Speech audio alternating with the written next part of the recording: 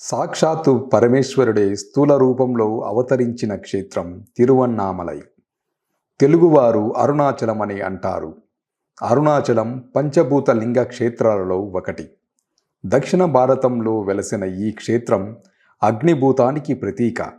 ఇక్కడ అరుణాచల గిరి అర్ధనారీశ్వర రూపం.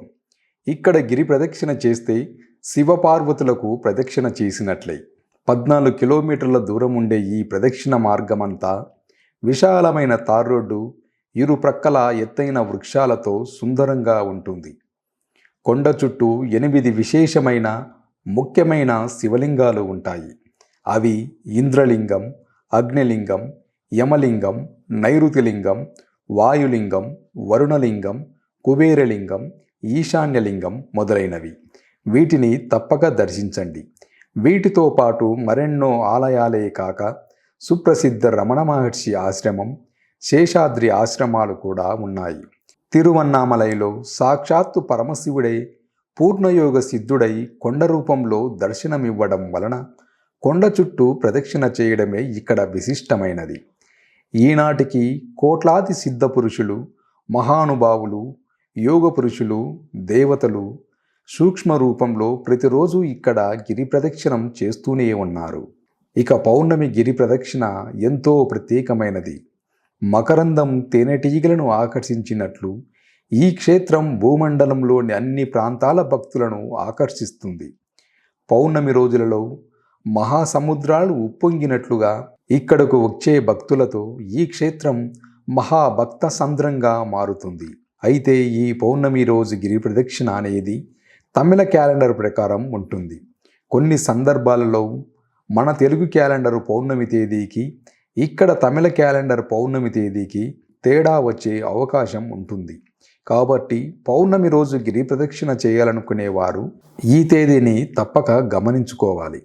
పౌర్ణమి ప్రారంభ సమయం 2 జనవరి 2026 సాయంత్రం 6:11 నుండి, ముగింపు సమయం 3 జనవరి సాయంత్రం 4:07 వరకు.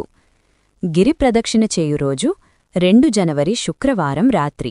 గిరి ప్రదక్షిణ సమయంలో మీరు పాటించాల్సిన నియమాలు: పాదరక్షలు ధరించకుండా గిరి ప్రదక్షిణ చెయ్యాలి.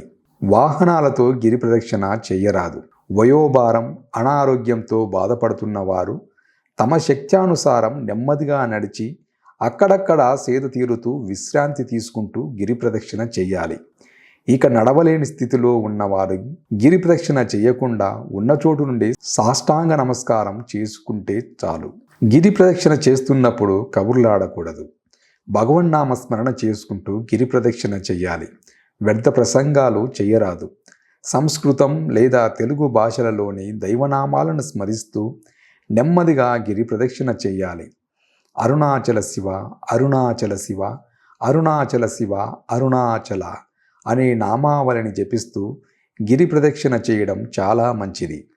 గిరి ప్రదక్షిణ చేసేటప్పుడు దారిలో ఎదురయ్యే నిరుపేదలకు, సాధువులకు, పశువులు, శునకాలు వంటి జంతువులకు ఆహార పదార్థాలను దానం చేస్తే మంచిది.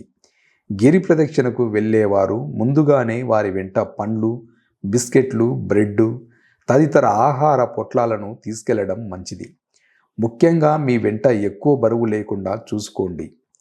గిరి ప్రదక్షిణం చాలా వరకు తార్ రోడ్డుపైనే జరుగుతుంది.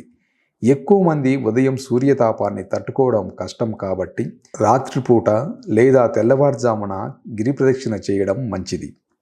ఇంకో విషయం, ఇక్కడికి వచ్చే భక్తులు తప్పకుండా పరిసరాల పరిశుభ్రత పాటించండి. ఈ పరిసరాలలో మీరు వేసే వ్యర్థాలు శివ సన్నిధిలో వేసినట్లవుతుంది. మరొక విషయం ఏమిటంటే, పౌర్ణమి రోజు కాకుండా మిగతా అన్ని రోజుల్లో కూడా అరుణాచలంలో గిరి ప్రదక్షిణ చెయ్యవచ్చు. ఏ రోజు గిరి ప్రదక్షిణ చేసినా కూడా విశేషమైన ఫలితం ఉంటుంది. కాబట్టి భక్తులు పౌర్ణమి రోజుల్లో వచ్చి వసతి సౌకర్యాల కోసం ఇబ్బంది పడవద్దని మనవి. ప్రతి ఒక్కరూ అరుణాచలంలో గిరి ప్రదక్షిణ చెయ్యాలన్నదే మా సంకల్పం. మరిన్ని మంచి విషయాల కోసం ఇప్పుడే సబ్స్క్రైబ్ చేసుకోండి. ఈ వీడియోను అందరికీ షేర్ చేయండి.